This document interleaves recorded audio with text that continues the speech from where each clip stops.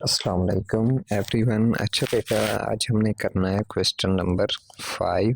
तो इसमें कह रहा है compare your estimated value and accurate value, also check is the solution set reasonable और नॉट।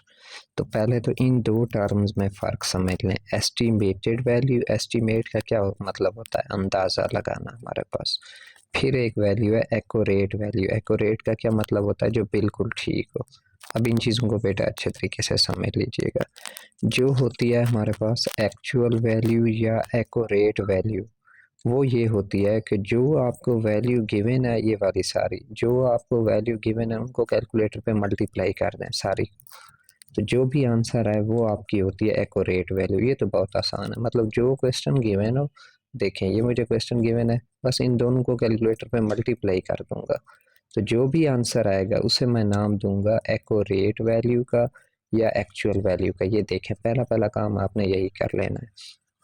इधर लिखना है एक्चुअल वैल्यू या एक्यूरेट वैल्यू, जो भी लिखें इज इक्वल टू जो भी क्वेश्चन गिवन है। ये देखें, ये क्वेश्चन गिवन है, ये कैलकुलेटर पे सीधा सीधा मल्टीप्लाई करा दें, जो आंसर आ रहा है सारा का सारा लिख दें, तो वो बेटा आपका होगा एक्यूरेट वैल्यू या हमारे पास एक्चुअल वैल्यू।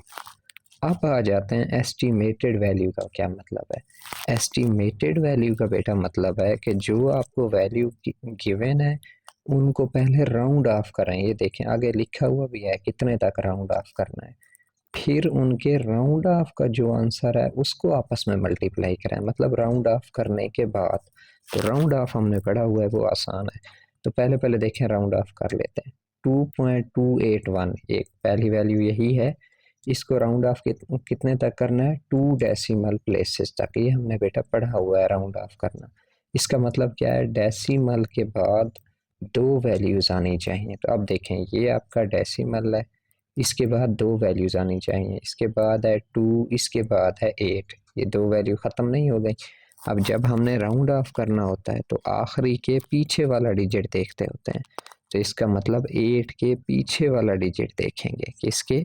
8 के पीछे वाला डिजिट। अगर वो 5 या 5 से ग्रेटर देन होता है तो हम इसको एक इंक्रीज कर देते होते हैं, अगर वो लेस देन है तो ये वही का वही आता होता है। अब 8 के पीछे वाला डिजिट देखें क्या है? 1 है। 1 हमारे पास 5 से लेस देन है या ग्रेटर देन है? 1 हमारे पास 5 से लेस देन है, तो इसका मतलब ये 2 डेसिमल प्लेसेस तक तो राउंड ऑफ होगा। उसका आंसर क्या आएगा? यही नहीं आएगा 2.28। तो ये पहला हमने राउंड ऑफ कर लिया है, पहला आंसर क्या आएगा? 2.28। अच्छा जी, अगले को राउंड ऑफ करते हैं। 3.567, इसको भी 2 तक करना है, 2 डेसिमल प्लेसेस तक। तो अब क्या करना है? पॉइंट ये है, पॉइंट के पीछे पहला डेसिमल 5 है, दूसरा हमारे पास 6 है। अब इसका मतलब हमने 6 के पीछे देखना है। तो 6 के पीछे बेटा वैल्यू हमारे पास क्या है? 7 है। तो अब देखें 7 ग्रेटर देन 5 है ना, तो अब जब हम राउंड ऑफ करेंगे इस 6 में एक क्या कर देंगे, हमारे पास इंक्रीज कर देंगे। तो आंसर कितना आएगा? 3.57। तो ये देखें, ये इसका आंसर आया, ये इसका आंसर आया। तो अब आपने इन दो को मल्टीप्लाई करना है जो राउंड ऑफ किया है आपने। ये 2.28 मल्टीप्लाइड बाय 3.57, तो राउंड ऑफ वालों को मल्टीप्लाई करते होते हैं, तो तब जो आंसर आता होता है उसे बेटा हम कहते हैं एस्टिमेटेड वैल्यू।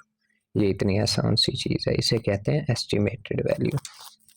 तो अब इन दो को कैलकुलेटर पे आपने मल्टीप्लाई कर लेना है, तो ये आपकी आ गई एस्टिमेटेड वैल्यू। बस इतनी सी बात है। तो अब हमने बेटा क्या करना होता है? एरर फाइंड आउट करना होता है कि किसी चीज़ में एरर कितना आया है। तो एरर फाइंड आउट करने के लिए क्या करते हैं? जो एक्चुअल वैल्यू होती है उसमें से एस्टिमेटेड वैल्यू को माइनस करते हैं। तो अब देखें, ये हमारी एक्चुअल वैल्यू है, ये हमारी एस्टिमेटेड वैल्यू है, माइनस करेंगे। ये फिर अगेन बेटा कैलकुलेटर का काम है। ये देखें, ये आपकी एस्टिमेटेड वैल्यू का आंसर था, ये एक्चुअल वैल्यू का आंसर है। ये माइनस करेंगे तो आपके पास जो आंसर आया है उसका क्या लेना है हमने? ये पहले भी हमारे पास लिया हुआ है एब्सोल्यूट वैल्यू। आंसर हमेशा पॉजिटिव आना चाहिए, तो जो भी नेगेटिव आंसर आया वो पॉजिटिव बन जाएगा। तो ये आपका है एरर। अब आपने बेटा देखना ये होता है कि ये एरर स्मॉल है या ग्रेटर है। तो अब देखें, ये 0.000, ये बहुत ही स्मॉल सा एरर है। तो इसे हम कहते हैं the value of error is small. अगर एरर स्मॉल है तो इसका मतलब एस्टिमेटेड जो हमारे पास है वो क्या होता है, रीज़नेबल होता है, अंदाज़ा हमने सही लगाया। अब इस क्वेश्चन को पूरा मैं आपको डेली लाइफ से समझाता हूँ। आप फॉर एग्जांपल बेटा वॉच पर टाइम देख रहे हो, टाइम बज रहा है फॉर एग्जांपल 2:28 है, ठीक है ना। तो अब हम अंदाजे से किसी को पूरा टाइम नहीं बताते हैं, हम कहते हैं 2:30 बज रहे हैं। तो ये जो हमने उसको टाइम बताया है ये कौन सा है, ये है एस्टिमेटेड टाइम। और एक्चुअल टाइम क्या होता है, जो असल टाइम होता है। तो ये सारे इधर भी वही टर्म्स यूज़ हुई है। अगर फॉर एग्जांपल टाइम है 5:27 है, तो हम वॉच पर देखते हैं, हम किसी को बताते हैं कि यार 5:30 बज रहे हैं। तो अब ये जो हमने बताया है 5:30, ये है एस्टिमेटेड वैल्यू, हमने अंदाजे से बता दिया, ठीक है ना। और दूसरा जो एक्चुअल टाइम है वो कितना है, वो वही 5:27 है। तो अब जब हम एरर फाइंड आउट करेंगे कि हमने कितनी हमारे पास उसको मतलब गलत या अंदाजे से बताया है, तो 5:27 एक्चुअल टाइम था, 5:30 हमने बताया है, तो वो माइनस करेंगे तो हम बताएंगे कि हमने कितना गलत बताया है, कितना एरर आया है हमारे पास चीज़ में।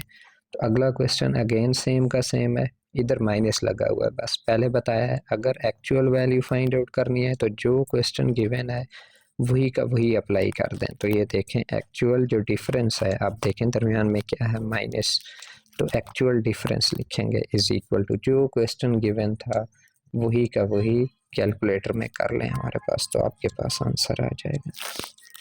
जो राउंड ऑफ करेंगे तो राउंड ऑफ करने के बाद जो माइनस करके आंसर आएगा वो क्या होगा, एस्टिमेटेड डिफरेंस होगा। तो ये आपने होमवर्क में कर लेना है, राउंड ऑफ हमने पढ़ा हुआ है, सारी चीज़ें हमारे पास। ओके जी, मिलते हैं अगले लेक्चर में, थैंक यू।